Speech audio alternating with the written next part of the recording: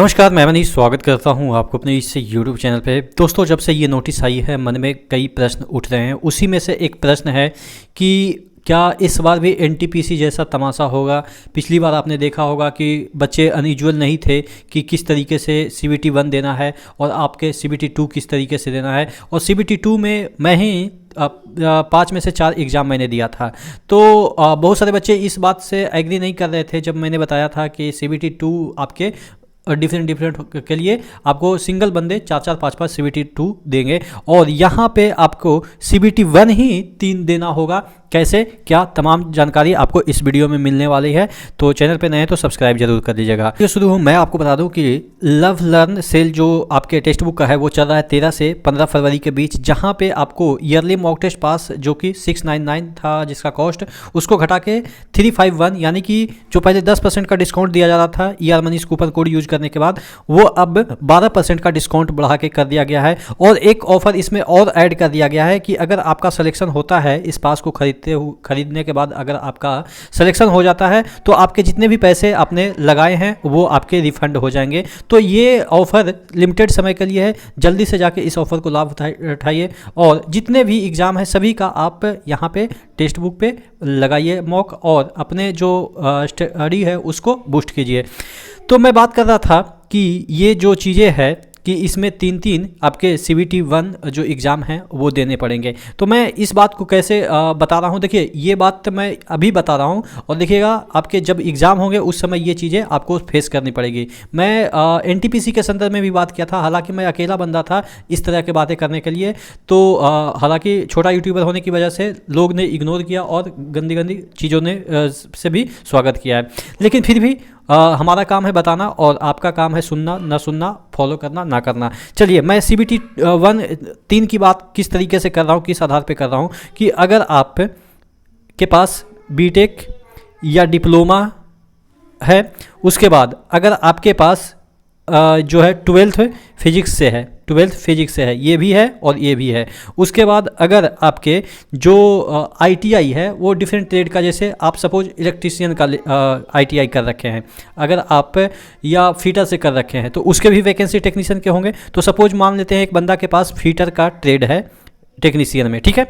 अब देखिएगा, एक बंदा के पास 3 डिग्रियाँ हैं, BTech या डिप्लोमा है, उसके बाद फिजिक्स से उसने 12th भी की है और उसके बाद इसके पास यहाँ पे आपके एक और जो है डिग्री है वो कोई फीटर से सपोज टेक्नीशियन उन्होंने किया है, ठीक है। ITI टेक्नीशियन नहीं कर सकते हैं, ITI किया है। तो ये बंदा जो है वो 3 तरह के CBT 1 देगा। कौन से CBT 1? ये वाला जो BTech के एलिजिबिलिटी है उसके आधार पे इस जो वैकेंसी है 1100 वैकेंसी है, उसके लिए वो अलग से CBT 1 देगा। और फीटर अगर उसके पास ट्रेड है तो इसमें ग्रेड 3 में, टेक्नीशियन ग्रेड 3 में बहुत सारे ऐसे वैकेंसी निकलेंगे जो कि फीटर के रहेंगे, तो उसके लिए भी एलिजिबल होगा, तो उसके लिए भी इसको CBT 1 देना पड़ेगा। अब एक और टेक्नीशियन ग्रेड 3 में आता है सिग्नल मेंटेनर ग्रेड 3, जो सिग्नल का ये आपके ग्रेड 1 है, उसी तरीके से सिग्नल मेंटेनर के ग्रेड 3 का वैकेंसी आता है, वो आपके फिजिक्स खोजता है 12th में। तो अगर इस बंदे के पास फिजिक्स भी है तो उसका भी वो उसके लिए भी एलिजिबल है। तो अश्विनी सर ने खुद कहा है अगर किसी बंदे के पास मैक्सिमम अपॉर्चुनिटी है तो वो मैक्सिमम यूटिलाइज कर सकता है। उसके लिए रेलवे सुविधा देती है कि जो तीनों एग्ज़ाम है वो एक दिन में ना कंडक्ट करा के अलग अलग डेज में कंडक्ट कराएगा। तो आप समझ गए कि एक ही नोटिफिकेशन में आप 3 फॉर्म भर सकते हैं। और वो अलग बात है कि आप एक जोन से एक फॉर्म भरें, दूसरे जोन से दूसरा फॉर्म भरेंगे तो आपको आने जाने में परेशानी हो सकती है। हो सकता है आज इसका रहे तो कल उसका रहे, तो हो सकता है छूट जाए, लेकिन इसकी उम्मीदें कम है चूंकि रेलवे का ही एग्ज़ाम है, तो हो सकता है 2-3 दिन का गैप मिल जाए। लेकिन मैं आपको सजेस्ट करूंगा कि जो भी बंदा इस तरह के डिग्रियां होल्ड करता है, 3-4 डिग्रियां होल्ड करता है, जैसे मैं भी जो है वो ITI करने लगा था BTech के बाद, वो अलग बात है कि बताना नहीं चाहिए, लेकिन क्या है, शर्म क्या है, जब गिर गए तो गिर गए। तो मैं जो आपके ITI भी किया, उसके बाद फिजिक्स के साथ मेरा 12th भी था और BTech तो ऑलरेडी था ही। तो इस तरह के बंदे मैं जानता हूँ कि पृथ्वी पे हैं मेरे जैसे, कि जो कि बीटेक करने के बाद आईटीआई किए हैं।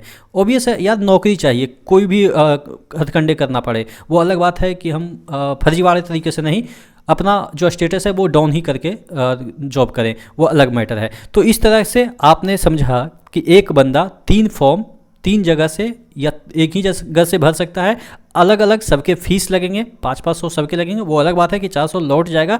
तो ये चीज़ें है, उसके पास अपॉर्चुनिटी बढ़ जाएगी, यानी कि ये 9,000 सीट पे ये फाइट करने की काबिलियत रखेगा जिसके पास इस तरह की डिग्रियां होगी। और सिर्फ जिसके पास सिर्फ आईटीआई होगा तो वो 6 से 7 हज़ार के बीच में ही फाइट करेगा, क्योंकि इसमें से भी जो 1-1.5 हज़ार ऐसे होंगे जो कि मैंने शुरुआत में ही बताया कि सिग्नल मेंटेनर की जो होगी वो फिजिक्स वाले लेके चले जाएंगे। तो इसमें अभी बटेगा फिजिक्स वाला और आईटीआई वाले में, उसमें भी आईटीआई इलेक्ट्रीशियन हो या फिटर हो उसमें भी बटेंगे, बहुत सारी वैकेंसियाँ बटेगी। तो टोटल आपको समझने में दिक्कत नहीं हुई होगी कि मैं CBT 1 3 CBT की बात क्यों कर रहा था। आशा करते हैं चीज़ें समझ में आई होगी। चैनल पर नए हैं तो सब्सक्राइब करिएगा। नेक्स्ट वीडियो मिलता है, तब तक के लिए जय हिंद।